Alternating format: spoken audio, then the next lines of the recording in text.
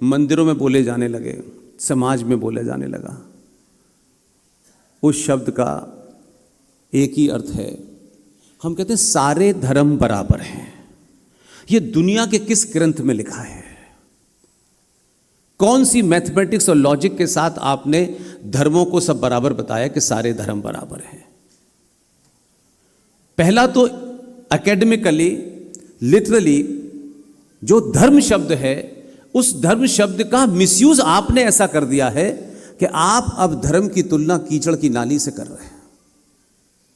धर्म शब्द हमारे साहित्य में, संस्कारों में, मान्यताओं में, परंपराओं में धर्म शब्द का होता है आपका कर्तव्य, आपकी ड्यूटी। एक राजा का धर्म क्या है, एक पिता का धर्म क्या है, एक माँ का धर्म क्या है, एक बेटे का धर्म क्या है, एक फौजी का धर्म क्या है, उसके कर्तव्य को धर्म कहते हैं। धर्म मजहब और रिलीजन का समकक्ष नहीं होता, इसलिए सारे धर्म बराबर हो ही नहीं सकते। धर्म इस ब्रह्मांड की उत्पत्ति से लेके जब तक ये सृष्टि है तब से एक ही था, एक ही है, एक ही रहेगा, उसका नाम है सनातन। हिंदू आपकी जो आइडेंटिटी है वो ज्योग्राफिकल आइडेंटिटी है, आपकी ओरिजिनल आइडेंटिटी सनातन है। इसलिए शब्दों के साथ के खिलवाड़ के कारण हमारे यहां ऐसे ही लोग बातें करते हैं। हाल के दिनों में पाकिस्तान के साथ में थोड़ी छुआछाई हुई। पूरा देश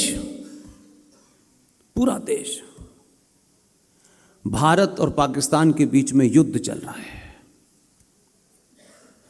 अब हम जब युद्ध के मतलब नहीं जानते, युद्ध की व्याख्या नहीं जानते, तो फिर आप युद्ध, जंग, वॉर सब एक ही कर दिया आपने तो। इसलिए मैं ये कहता हूं कि जितने भी शब्द हैं उन शब्दों की उत्पत्ति आपकी सांस्कृतिक, धार्मिक मान्यताओं, परंपराओं की प्रतिबिंब से पैदा होते हैं। शब्द सड़क पे चलते हुए नहीं पैदा हो जाते हैं। इसलिए युद्ध शब्द की उत्पत्ति महाभारत से है और महाभारत में उस युद्ध के नियम होते थे। इस शब्द के साथ कई नियम जुड़े हुए हैं। ये युद्ध, सुबह सूरज निकलेगा, दोनों तरफ से बिगुल बजेगा, हम अपने अपोजिशन वाले को भी बताएंगे कि हम लड़ने जा रहे हैं तैयारी करके, और शाम को सूर्यास्त होगा तो युद्ध रुक जाएगा। इसलिए इस शब्द के साथ ही एक शब्द है जो वॉर के और जंग के साथ नहीं है।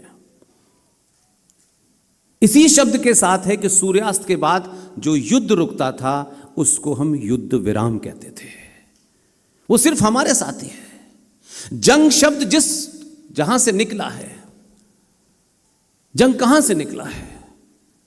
ये रेगिस्तान से निकला है, उस परंपरा का है जिनके साथ आज आप रह रहे हैं।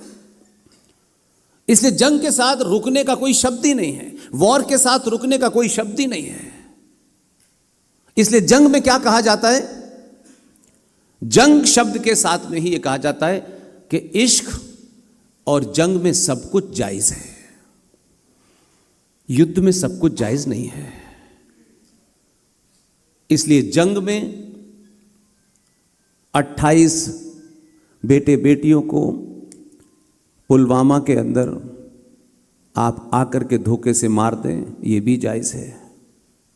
सौरभ कालिया अपने देश को फौज की नुमाइंदगी करते करते अगर पाकिस्तान की सीमा में रह जाए तो उसकी दोनों आंखें निकालना भी जायज है।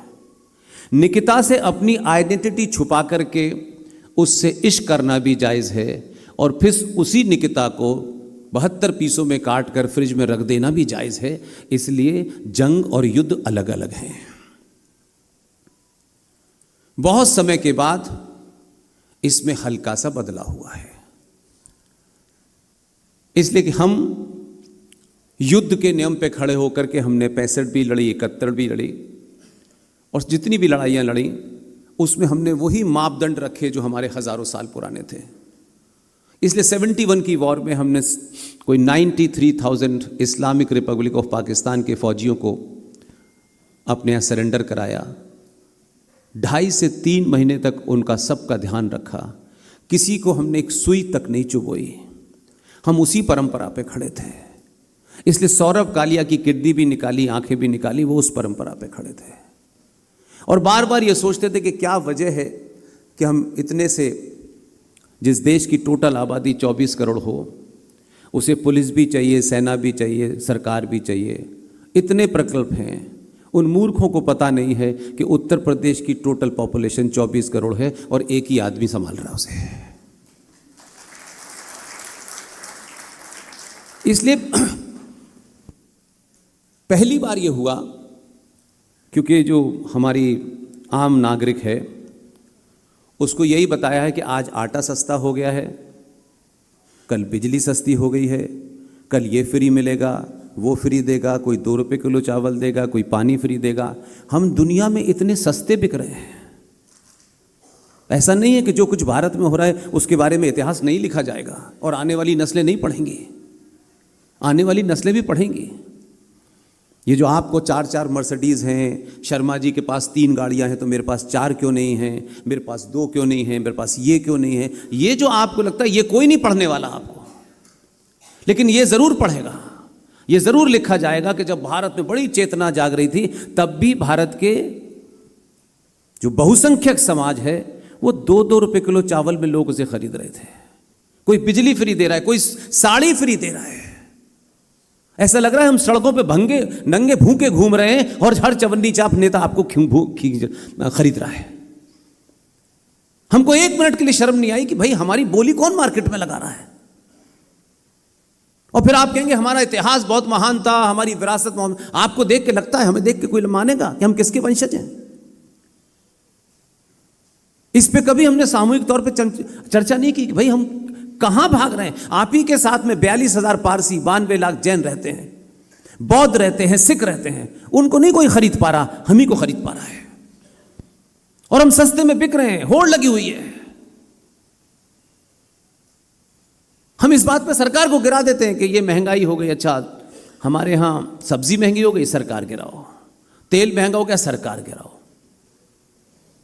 हम वहां से निकलने वाले लोग हैं, इसलिए बहुत सारी चीजों को जो आज पिछले 10-15 साल से हो रही हैं उनको उस बारीकी से देखना नहीं चाहते हैं। उसमें बहुत सारी ऐसी चीजें हुई हैं जो शायद आपकी नजर में नहीं आई होंगी। इसलिए मैंने हाइफा शहर का और जोधपुर लांस का मैंने जिक्र किया कि ये कोई आम घटना नहीं है। ये बताता है कि हमारे पूर्वज जैसे थे, यही नहीं हम वहां तक गए थे भाई, उनको भी बचा के आए थे।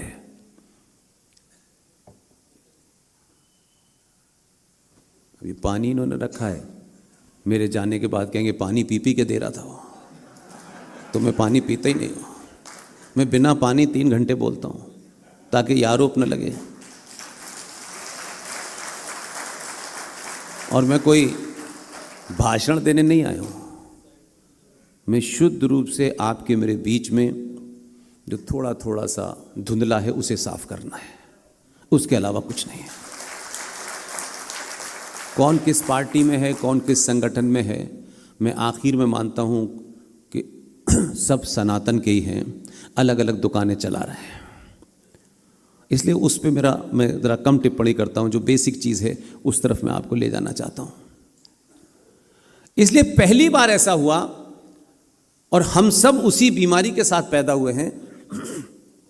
लेकिन मैं इस बात के लिए भी अपने माता पिता को धन्यवाद देता हूँ कि मैं ऐसी जगह पैदा हुआ जहाँ जिस जगह ने पाकिस्तान बनाया। इसलिए मुझे बहुत सारी ऐसी चीज़ें पता हैं जो शायद आपको नहीं होंगी, क्योंकि आपने उनको देखा है, मैंने उसको पढ़ा है। इसीलिए मेरी थॉट प्रोसेस थोड़ा दूसरा है। मैं सरकारों से रोज़ एक एप्लीकेशन दे के आज ये करा दीजिए, आज वो करा दीजिए, ये मैं चाहता ही नहीं हूँ करना। इसलिए सही बात जान जाइए, सही बोलिए, पूरी ताकत से बोलिए। दुनिया की कोई ताकत आपको नहीं मार सकती। ये जो रोज़ मर के जीने की हिंदू की आदत हो गई है, केरल से भागो, बंगाल से भागो, दिल्ली से भागो, कश्मीर से भागो, भागते भागते ये भूमि कम पड़ गई है आपके लिए। रोज़ भाग रहे हैं आप। कोई मोहल्ला, कोई कॉलोनी है कि नहीं ये जगह थी, मैं यहीं लड़ते लड़ते मर जाऊंगा। 10-20 मरेंगे तो करोड़ों के अंदर वो भावना पैदा हो जाएगी कि ज़मीन नहीं छोड़नी है। और जिसने अपनी ज़मीन को, अपनी धरती, जिसे आप भारत माता कहते हैं, यही भारत माता है, कोई तस्वीर नहीं है भारत माता। जिसने अपनी जमीन छोड़ दी उसने अपनी मां को छोड़ दिया, ये समझिए। दुनिया में सब कुछ बदल सकता है, मां नहीं बदल सकती है। ये मां शब्द का इस्तेमाल जो हम करते हैं बड़ा हल्के में करते हैं। अगर इस ब्रह्मांड पे कोई सच्चाई है तो सिर्फ मां है। और ये राजस्थान में मैंने सुना है कि यहां लोगों की मूछें, पगड़ी बहुत मान का बात है। ये जितने पुरुष हैं इस हॉल में, सबको लगता है हम पुरुष हैं, हम ही से वंश चलेगा, हमारा नाम रोशन होगा, हर जगह पिता पिता पिता पिता पिता। वो जो मां बैठी है ना, जिसने अपने गर्भ में हमको 9 महीने रखा है, दुनिया में कोई दूसरी शक्ति नहीं है जो ये बता दे कि इसका पिता कौन है। सिर्फ मां को ही पता है। पता है? इसमें कोई डाउट है? पुरुष इतने मायूस क्यों हो गए आप? बोलिए। आप मर्द हैं, पुरुष हैं, ताकतवर हैं, लेकिन ये सच्चाई तो सिर्फ मां को पता है कि कोई और बता सकता है क्या दुनिया में? नहीं बता सकता। तो इस मां को जब आप हाथ उठाते हैं, जब अपनी फिजिकल ताकत से इसके साथ अत्याचार करते हैं, ये उसको भी बर्दाश्त कर लेती है और फिर भी अपना मुंह बंद रखती है। 20 साल के बाद भी अगर इसकी खोपड़ी फैल गई ना इस माँ की, तो बेटे से कहेगी गलती हो गई थी, ये वाले नहीं, ये वाले तेरे पिता हैं, जिंदगी भर पिता नहीं बनोगे। ये शक्ति है उसमें, लेकिन उसकी उस शक्ति को आपने श्रृंगार में, सौंदर्य में बदल दिया है ताकि उसे बोध ना हो। जिसको बोध हो गया वही थी, इसीलिए झांसी की रानी पैदा हुई थी। इसलिए पुरुषों से मेरी निवेदन है कि आप ये जो आपके अंदर एक ईगो है, घर के बाहर ईगो रखिए।